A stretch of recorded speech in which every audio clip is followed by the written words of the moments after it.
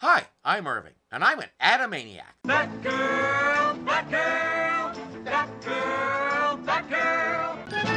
A peaceful day in Gotham City. But at the Gotham City branch of the Mint, the peace is about to be shattered by a familiar feathered felon. We're still trying to make the U.S. Mint do the job of the Bureau of Engraving and Printing. The Mint makes coins. The Bureau makes paper money. The two are not housed in the same building, even in Gotham City. I suspect we keep doing this because Mint takes less runtime to say than Bureau of Engraving and Printing. Penguin, what do you want here? I'm here to get a gift for my lady love. He's here to get a gift for his latest makeup store. Girlfriend. What do you want, my dear? Oh, I don't know, Pinky. What do they have? It's a place known for printing money. There's a jug of green ink right next to you and big rolls of special paper. As we've seen many, many times, these supervillains always go for the intellectual types. There's some very fine ink. Would you like that? Just plain ink. Green ink! Green ink, my love! And here's some fine paper. You get the idea? Oh, Pinky, I'm beginning to catch on. It only took that much explanation for her to grasp it. Excuse me, begin to grasp it.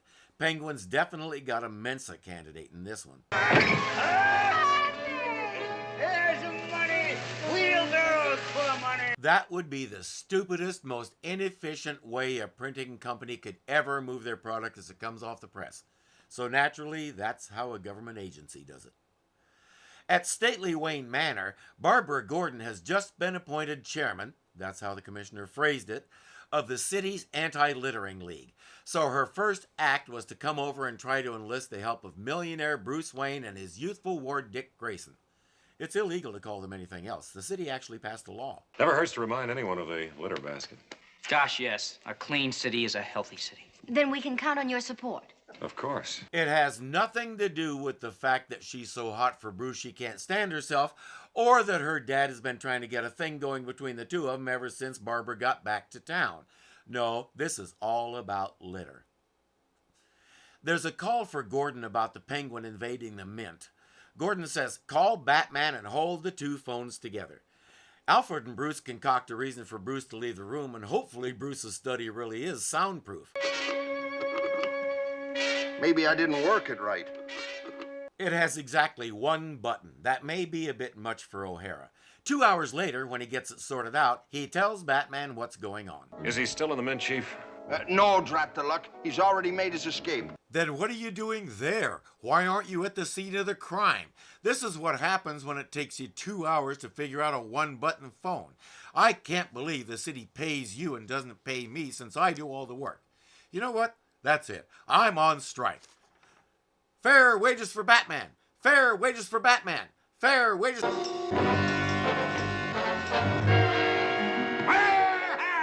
The Dynamic Do-Gooders! I think we all assumed it might be a little more difficult to find him. What's he doing just sauntering into police headquarters like he's an ordinary citizen out for a stroll? But when Batman takes the whole bunch into custody and marches them into Gordon's office, he has a surprise coming. There's the blue-coated baboon and his boorish boss. Perfect witnesses, Pinky, when you bring suit for false arrest. False arrest? I am afraid it's true, Bywonder. You mean the Penguin has committed no crime, Chief O'Hara? He didn't steal a thing from the Mint. Not one red cent. That's because the ink they use is green, not red, and they make dollars, not cents. But he didn't take any of those either. And what do you say to $1 million lawsuit, eh? What do you say to the fact that you're still guilty of breaking and entering, and therefore your arrest was not false? What? By golly, you're right, Batman. The slimy bird outsmarted himself. You guys are supposed to be the top law enforcers in the city. Why didn't either of you come up with that? There's all kinds of stuff he could have mentioned. He gassed several Mint employees, which is assault. He was in a restricted area of the Mint, which is trespassing. We could do this all day. Instead, Batman escorts the whole bunch of them out. But if he didn't take anything out of the Mint... Maybe he put something in. She says, I was cruising past the Mint and saw the police cars. The three of them will head over to the Mint to investigate and try to figure out what Penguin did.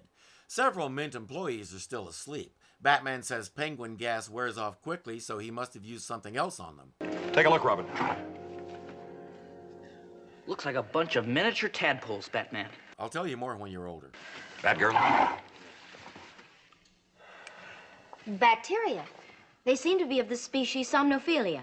Somnophilia leguria, to be exact, Batgirl. Ligurian sleeping sickness. It's normally carried by the Ligurian fruit fly, but Penguin has cultured it and infused it into the money ink.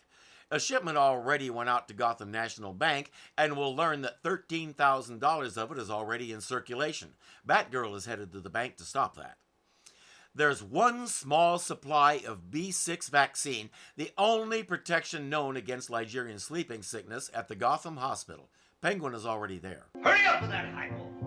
And give him a double dose, too. Oh, gee, boss, do I have to? Unless you want to sleep the rest of your life, dolt.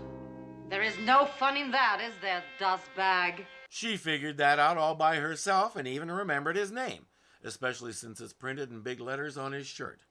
Penguin has the doctor give everybody a double dose, then destroys the rest of the vaccine.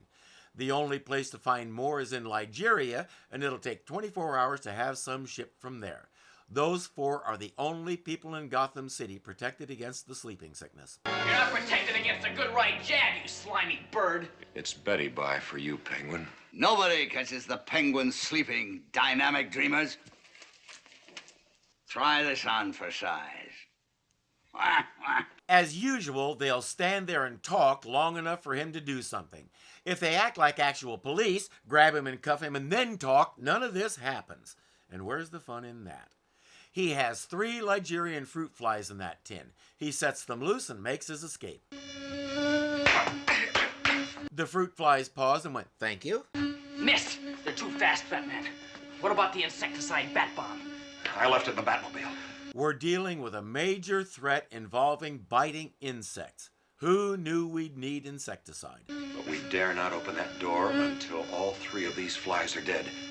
Fortunately, I brought my all-purpose bat swatter. But it's only good for swatting bats. It says so right there in the name. And I wonder if that was a prop malfunction that he had to fix on the fly. He manages to get 2 of them, but can't get the 3rd. Batman. Robin did eventually forgive Batman after the swatter-shaped bruise on his face finally faded. This calls for the bat tweezers.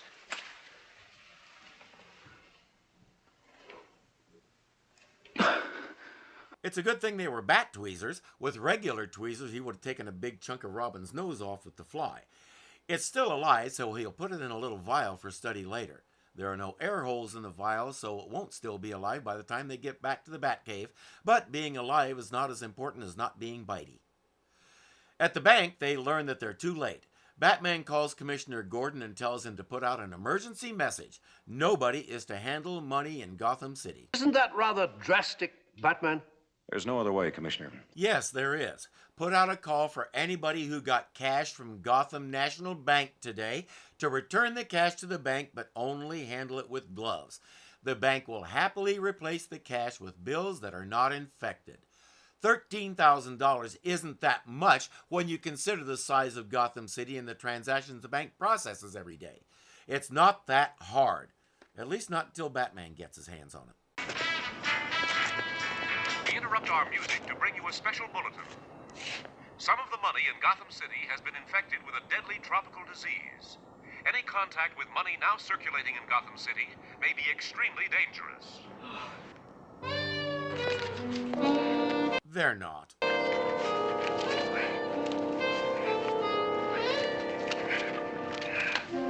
They are. And not just these two.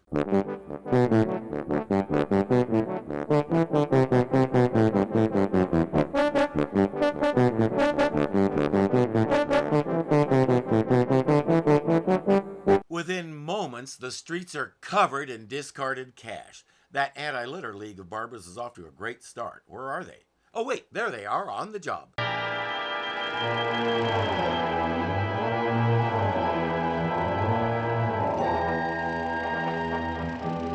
No, that's Penguin and his crew. He knew that everyone in Gotham City is an idiot and this is what they do.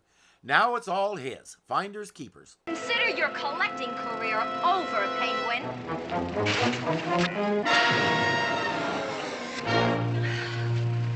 She ran right into their arms with her hands at her sides. She may want to rethink her fighting technique. They leave her there and keep sweeping. Sweep, brother, sweep with care, there's much a moolah everywhere. Sweep, brother, sweep with care, there's money everywhere. Sweep, brother, sweep, whack, whack. Sweep, brother, sweep, whack, whack. With a singing voice like that, he should try whistling while he works. Bruce Wayne is on the phone, many phones, warning financiers all over the world about the tainted money. He says you shouldn't accept any cash from Gotham City for a few days. Since he's Bruce Wayne, they're listening. Bingy, are you going to buy me something? Yes! Anything your evil little heart desires, you just name it. Hmm? I've always wanted a little house in the country. In true fashion for this show, he calls up the the World League of Nations, so he can buy her a country to build a house in. Yes, it'll be fine. I'll take it. Do you want that delivered, or will you be picking it up? I'll pay cash. The name is Penguin. Address Gotham City. What do you mean? What do you mean you can't accept my money? It's perfectly good money. I don't care what Bruce Wayne said. Huh? Wait a minute. Hello? Hello? He tries buying her some diamonds. Same result. Gotham City cash is anathema. It's perfectly good money. You can't do this to me. Here we are, knee-deep in money, and we can't even buy a stick of gum. That millionaire Fink, Bruce Wayne, has warned everybody in the world about me. Perhaps it's a sign of how much the show declined in the third season, but did anybody else notice that Penguin's nose is a different color than the rest of his face? Batman has been studying that Ligerian fruit fly, trying to come up with a way to deal with them if Penguin decides to release more. How are you doing on the weather forecast, Alfred? I make it clear and cool, sir. Temperature approximately 45 degrees. Are you sure, Alfred? As sure as any weatherman can be, sir. Let me guess. These insects are tropical, and the cooler temperature will either kill him or put him into hibernation. Just then, Penguin calls Bruce Wayne. I know all about your calls to world financiers, you Fink. Now you listen to this. Unless you call every one of them back and tell them to accept my money, I will let 500 Ligerian fruit flies loose on Gotham City. I refuse your ultimatum, Penguin, and I will not reverse any of those calls. He calls Gordon on the bat phone and gives specific instructions to him, O'Hara, and Batgirl, who just happens to be there. Fruit flies really do their work. They're all sleeping like babies, and even this mutton-headed police chief. Of course, he looks like he's sleeping even when he's awake. What have you got here? Ah, watch. This is no more than I deserve. Very fine watch. You won't be needing a watch where you're going. What? They were faking. Who could have guessed? You're all infected with Ligerian sleeping sickness. Oh, you see, that's what happens, Pinky Poo, when you send out a fly to do a man's job. Oh, I have to see that again. Oh, you see, that's what happens, Pinky Poo, when you send out a fly to do a man's job. That is the most spectacularly awful thing I have seen in months. One more time. Oh, you see, that's what happens, Pinky Poo, when you send out a fly to do a man's job. She says it like it's the role she's waited for her whole life. All that has gone before has been leading up to this moment. And with all she can muster, she delivers. You see, that's what happens, Pinky Poo, when you send out a fly to do a man's job. And now that the high point has been reached, we'll wind back down with the fight scene.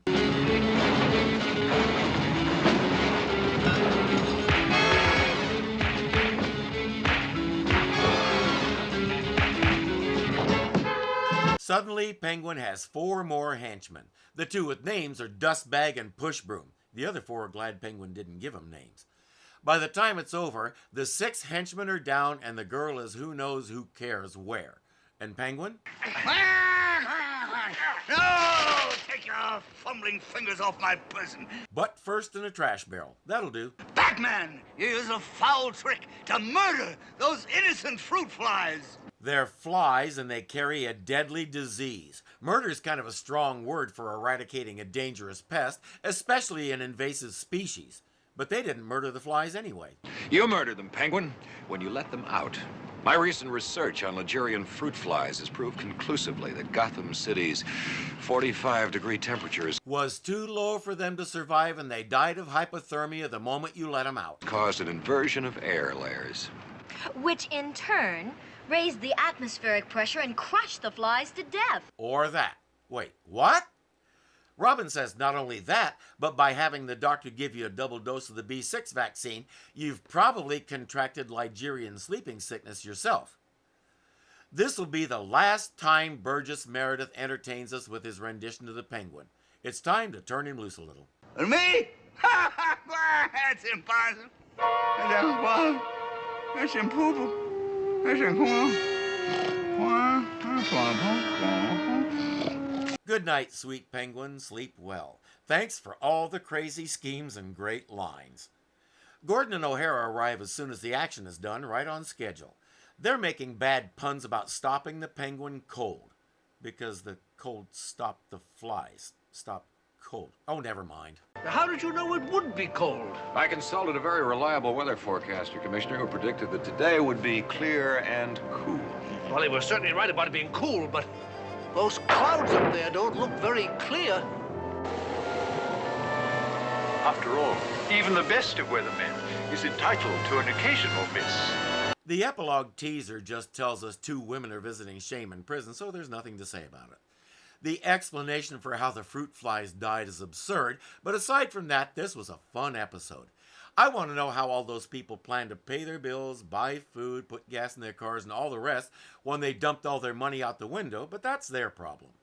And Penguin, up to his waddle in cash, but dirt poor, trying to buy his girl's affection.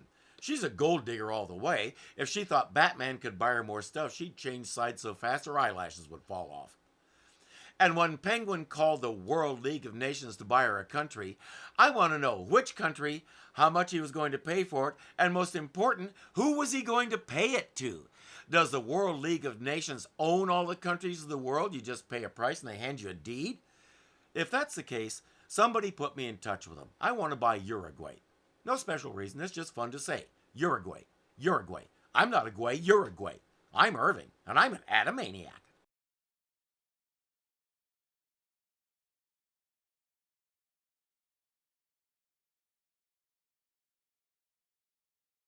Maybe I didn't work it right.